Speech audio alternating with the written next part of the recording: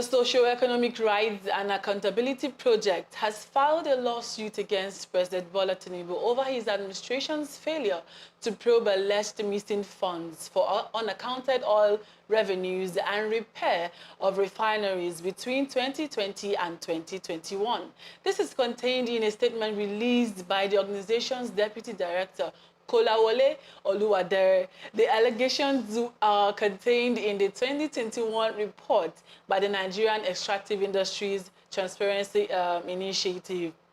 Oluwadere noted that the organization, amongst other things, seeks the court order to compel Tinubu to direct appropriate anti-corruption agencies to probe allegations of corruption involving the Nigerian Petroleum Development Company Limited, the Nigerian Upstream Petroleum Regulatory Commission, and state-owned enterprises.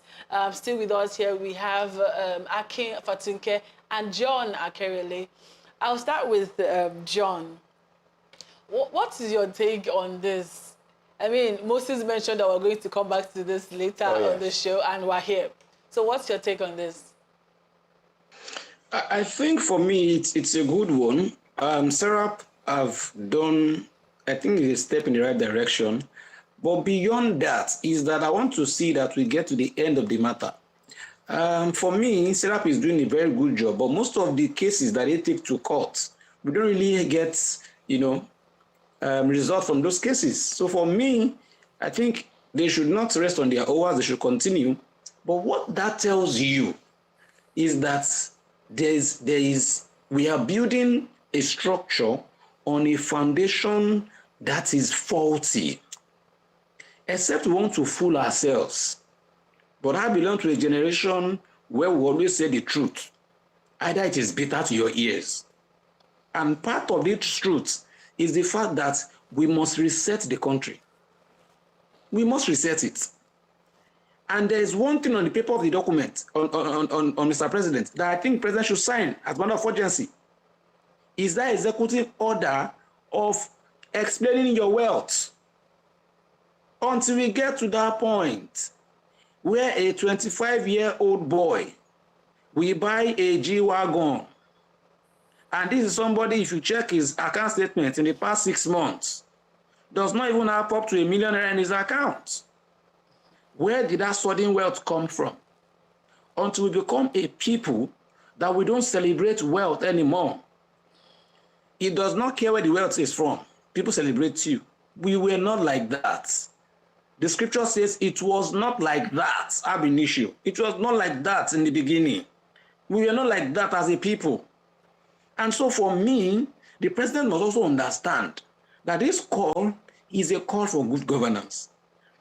Please, my dear, let me ask you, if you are, let's say your dad is building a structure, and they say this is the plan, no, we are building a 3-story building. It will cost us 200 million naira. And you are the one in charge of the project. And you see that they keep spending this 200 million naira. The building, it is not completed.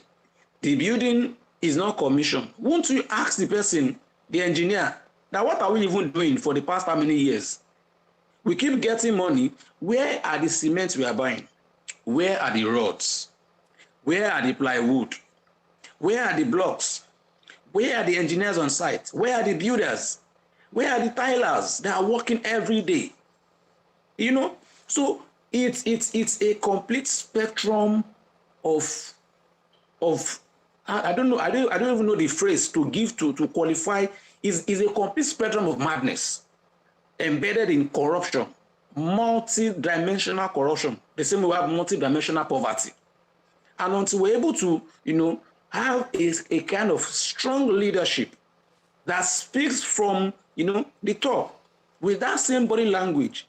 Let me tell you, Moses, if you have a president that says to you that amount of money that has been allocated for purchase of vehicle, what happens to the vehicle my predecessor used? Are they still working? They are still working. Can they still move? They can still move. This money should be used into developmental projects while I used the vehicles my predecessor used. If that is the language of the president, I'm sure it will trickle down to every sphere of leadership. Every sphere of leadership will have that same thing. Even to the governors. There was a past governor and they were official vehicles. There was the past councillor. There was an official vehicle. And so don't make it a case of you come, you serve as a councillor, they buy you a car. When you leave office, you take the car with you. It ought not to be so. It ought to be a public affairs, public vehicle. So when you resign or when you finish your term, leave the vehicle there. So when the next person comes, he can use it for the running around. If a senator too, if you lose your election, another person comes in, leave that vehicle. So that the next senator who comes in can use that same vehicle for running around. And so we don't keep spending money year in, year out on frivolities, on luxurious, like kind of lifestyle, and yet we now come to run to Europe, Asia, and America to come and help us when we are even showing wastages on a global standard.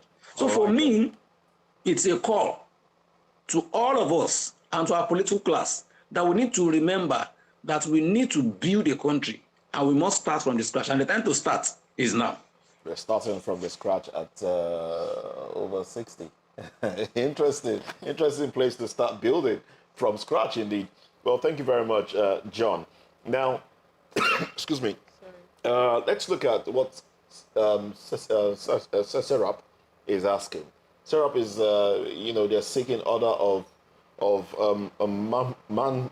mandamus. Yes, order of, I don't know, the word just twisted my tongue there.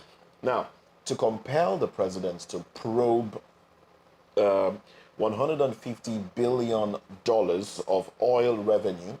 Not just that, 200 billion. No, there's the 15 billion. I beg your pardon. 15 billion. We talked about 150 billion already. So the figures are getting overwhelming. Yeah, so $15 billion and 200 billion. And then 200 billion naira, all right, budgeted to repair and maintain refineries. Monies went missing. The monies went missing, and they have not been accounted for. Now, should this happen before Mr. President came into office? Yes, we know. But should he be compelled to ask questions or to probe these missing funds? If we have to compel him, shouldn't we be worried? Again, thank you, Moses and Masonata and John. Masonachi. Masonachi. Yeah. Just call her Ma. Ma is fine. Masonachi. Yes. And John. For somebody like me, I don't know. Haven't we seen this before? In my close to 30 years of working in oil and gas at different airports, I have seen this. But I see this. What exactly both native issue their reports that things are not happening. I am talking, and you mentioned 60 years of still crawling. And Transparency International have also said it over time.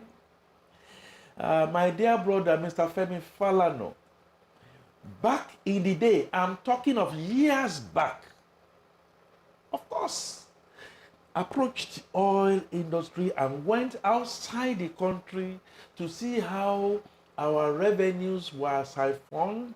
We don't track production. We don't track what is gone out. We don't track what comes back. So the 150 billion that you are talking about, okay, all right, fair enough, 2000 and then 2001 and all that, we are looking for a short period. Government before Bola Tinubu had been compelled, had gone to court. What came out of it? Again, trying to put a searchlight again on our judiciary system. Our judiciary system, which I have continually said I have faith, hope, and believe, irrespective of whatever shenanigans you find going on there, we still have jurists who will stand up and answer their parents' name and Nigeria. I just mentioned to you in passing, Dan Etete has been going on. I mentioned to you, Alice Madueke is also going on. They served under government in this country, and through a series of jiggery-pogery, The Accountant General of the Federation, the Auditor General of the Federation mandated, don't look in there. I happen to know that we had an Accountant General during Buhari's time who wrote his report, and that report did not get any attention from President Buhari. And we had an Attorney General who was puffing and huffing and was talking law and was and will tell you that this that is going on the normal process, he is going to file a null pro quo and derailed. It tells you, like John is shouting it out there, that we are not prepared for accountability. Haven't said that. Serap, am I saying this to discourage you? No. The order of mandamus that you have used to compel, I think it's in good taste, even though it has not worked in before. We now have a new sheriff that now he will have to look at it. He needs the help of the Nigerian judiciary to selflessly and fearlessly look at that and say, Mr. President, no president can come into this country and go and say you want to now sniff the anus of anybody and you will not get a smell, no matter, even if you are an angel. Because the whole thing is so entrenched in a way, the military, the past governors, the past ministers, the past senators, the past military rulers, they have their hands. I know many military people during our time that said, I am going to stand ramrod. They didn't see the light of day. They were killed in this country. Okay. Now, what I think should happen is that if the president's hands can be strengthened, I do not expect, you are using the word compel. Yes, compel is help to him. Right. He has started with the CBN probe. Even the CBN probe that we are talking about, do you know how many threats have gone to Obaze? You think it's too early to...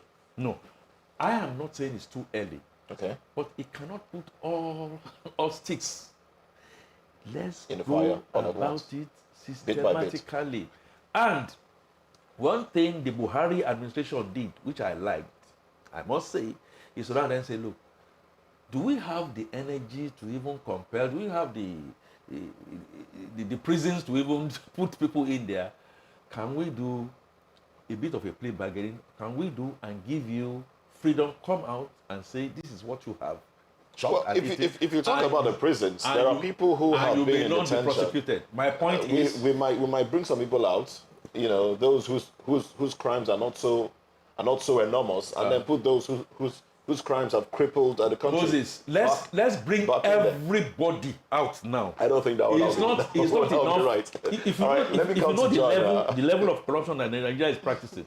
Now we have a new sheriff in town. I think let's come to John now. We understand that we have a limited time to keep John as well. Okay. Now, John, we're looking at this issue now. Now, compelling the president to direct anti-corruption agencies to probe these funds, $15 billion, 200 billion naira. That's not all. That's not all. We also have they are also calling for the investigation. That's Serap now is also calling for the investigation of NNPC and NPDC, who have failed to remit $13.591 million and $8.251 billion to the public treasury. And now we're saying, should we compel? Well, John, you do have a limited time to answer this. These figures. Let's get your thoughts. You are just giving people, most of our viewers, heart attack. You are giving them headache because they are only hearing these figures with their ears. And then you ask yourself, other countries of the world who have the same amount of money that you have mentioned, you can see development. But in our own case, you are calling these big figures of money, and yet development is far from us. And that's the same thing that's happening with Niger people. They have one of the best, resources in terms of natural resources that can develop the country, but they are still in abject poverty. Now, I would have want Mr. President to toe that line he told on that very day he was inaugurated, where he said subsidy. All right, then we seem to have lost connection to John there. He had, the There's a line he was going to quote there. I'm really sorry that happened. And that makes the point that he was initially, That he saying mentioned initially. that, Yes. and I'm happy we are going to be correcting all those. My dear friend and my dear brother Moses, yes, Mr. President is now going to Saudi Arabia. We are not going to meet fools. We are going to meet people who already have a mirror to see a lot of the things that John is saying, you are saying, Mr. Nachi is saying. He has to go with concrete plans. He went with some kind of concrete, bold action plan to Paris. We got something. He went to UAE. It's still work in progress. He knows he cannot go to the Saudi Arabian folks without a concrete plan of how he is going to do things differently. You are the Minister for Petroleum, one of the biggest aberrations. Okay, now you are the Minister of Petroleum. Falano, SAN, has said, I'm prepared to help you. We are talking of 200 million naira on the turnaround refinery. Again, the issue of refinery we can always visit. I don't have hope. I think it's virtually a lost cause, and I know that politically speaking, you must be seen to be doing certain political things right. We're already hearing that Kaduna refinery is ready to start to produce. The Kolomani refinery that we know don't have the capacity to do, and we have sunk billions of dollars during the Buhari regime. Right. And of course, we are talking about the Port Harcourt. Right. Falano has said, I have details of inflows and outflows that were supplied to him by people who know. We know the people that are going to be involved. I am very, very convinced that Mr. President going to Saudi Arabia must have this. He has them. We know people who are doing. Now let's get your concluding thoughts, please. He must get this out. What's my concluding thoughts? Faith, despite hopelessness. We have some new sheriffs in town. Let's give them all the support. They will not be able to do it all alone. We must make sure we supply them information. We must tell them if they are going wrong, how they are going wrong.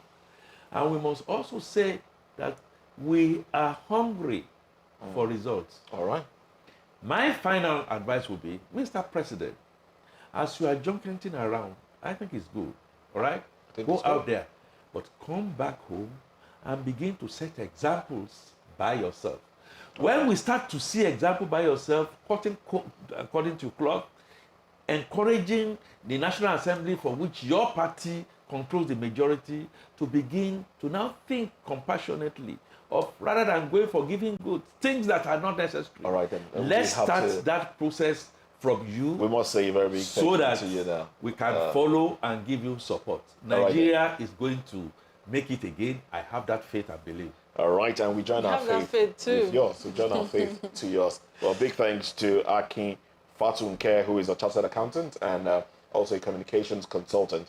We've also been speaking with John Akerele, a journalist, resident somewhere in Asia. Like he did say, I should have mentioned that right now. So somewhere in Asia. And big thanks to Jide Ojo, also, who joined in the conversation. Jide Ojo is a development consultant. Now we go on to business very, very quickly. Scarcity of liquefied petroleum gas, also known as cooking gas, has hit Lagos and some other states in the country. Now, the other affected states, according to findings by journalists, are Katsina, Sokoto, Delta, Kaduna, and Kano. The rise in price of the commodity has been noticed since late last month, causing a continuous rise in prices. It was earlier reported how gas terminal owners increased price by 66% in October alone. Price of 20 metric tons of cooking gas rose from 10 million naira at the beginning of last month to 16 million naira as of late last month, despite NLNG currently supplying 20 MT of cooking gas to them at 9 million naira. And one would wonder, are we not giving ourselves problems? Are we not the problem that we are facing? All right, moving on to another business story now. Former governor of the Central Bank of Nigeria, Lamido Sanusi, has advised the incumbent governor of the Apex Bank, Olayemi Cardoso, to adopt strategic measures that will drive home the rate of inflation in the country. Now, in a statement made on Sunday, the former emir of Kano gave this advice last week in Abuja when he led the Impact Investment Community team to the CBN headquarters. Now, you will recall that inflation has continued to accelerate in recent months and is currently at 26.72% as of September 2023. Sanusi also urged the new leadership at the CBN to work persistently to drive down the inflation rate, adding that it was negatively affecting individual wealth. All right, so those are business stories that we have. We'll take a break. When we come back, we'll delve into business, we'll delve into entertainment and sports. Stay with us.